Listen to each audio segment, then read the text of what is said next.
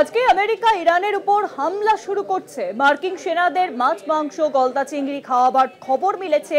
কোন সেনা অভিযানে নামার আগে আমেরিকার সেনার মধ্যে এসব খাবার বিলির প্রথা রয়েছে। সংবাদ মাধ্যম অল আরাবিয়ার খবর অনুযায়ী সম্ভবত ইরানে মার্কিন আক্রমণ শুরু হবে আজকেই, অর্থাৎ এবারে আমেরিকা সরাসরি যুদ্ধে জড়াতে চলেছেন।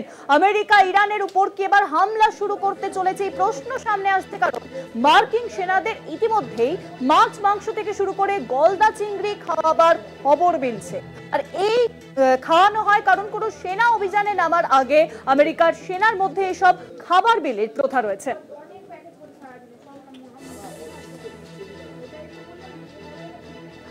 আর এই বিষয়ে আরো জানাবেন নিউজ রুমে এখন সঙ্গে রয়েছেন আমাদের পলিটিক্যাল এডিটর আশিস চট্টোপাধ্যায়। আশিস, আমরা দেখেছি যে আমেরিকা ইসরায়েলের পাশে রয়েছে, কিন্তু সেটা এখনো দ্বিপাক্ষিকভাবে এখনো সেভাবে মতামত দেয়নি, কিন্তু এবার কি ইরানের উপর সরাসরি হামলা চালাতে চলেছে আমেরিকা? দেখো, ইরানের যে পরপর আক্রমণ চলছে ইসরায়েলের ওপরে, তাতে তাদের রাজধানী তেল আভিভ সহ বিভিন্ন শহরাঞ্চল এবং গুরুত্বপূর্ণ কেন্দ্রগুলি একটার পর একটা আঘাত সহ্য করছে। ইসরায়েলে বড় পরিমাণে মানুষ মারা গেছেন, যদিও খবর চেপে দেওয়া হচ্ছে। ইসরায়েলে প্রতি মুহূর্তে ঘন ঘন সাইরেন বাজছে এবং মানুষকে দৌড়ে বাংকারে যেতে হচ্ছে।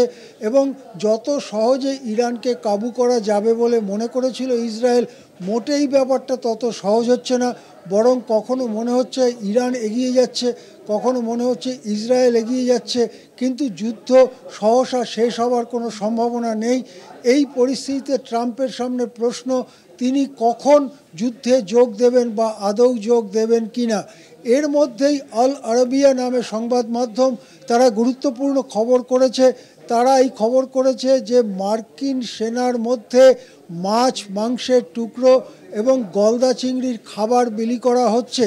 সে দেশে এইরকম প্রথা আছে যে কোনো সেনা অভিযানে যাওয়ার আগে সেই নির্দিষ্ট ব্যাটালিয়ন বা কোম্পানির সেনাদের মধ্যে এই ধরনের স্টিক্স, ফিশ বা মিট স্টিক্স এবং লবস্টার বিলি করা হয়, গলদা চিংড়ির খাবার বিলি করা হয়। এটা একটা সিগন্যালের মতো যে এবারে খেয়ে দিয়ে নাও, এবারে তোমাদের অভিযানে যেতে হবে। সেই রকম খাবার বিলির খবর করেছে অল আরাবিয়া নামে সংবাদ মাধ্যম।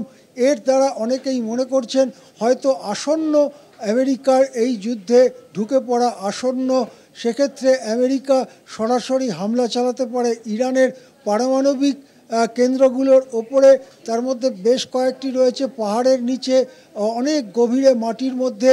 সেই কেন্দ্রকে ভাঙবার মতো ক্ষেপণাস্ত্র ইসরায়েলের কাছে নেই, একমাত্র আমেরিকার কাছেই সেই ক্ষেপণাস্ত্র রয়েছে।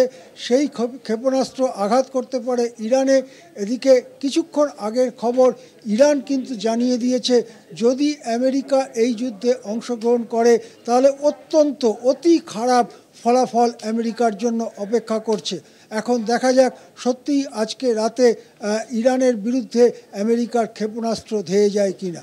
হ্যাঁ, অনেক ধন্যবাদ আশিস দা। নিউজ রুমের সঙ্গে ছিলেন আমাদের পলিটিক্যাল এডিটর আশিস চট্টোপাধ্যায়। অর্থাৎ এবার কি আমেরিকা সরাসরি ইরানের উপর হামলা চালাতে চলেছে? আর যদি হামলা চালায়, ইরানও কিন্তু সতর্কবাণী দিয়ে রেখেছে আমেরিকাকে, যদি আমেরিকা হামলা চালায় তাহলে আমেরিকার জন্য তা একেবারেই ভালো হবে না।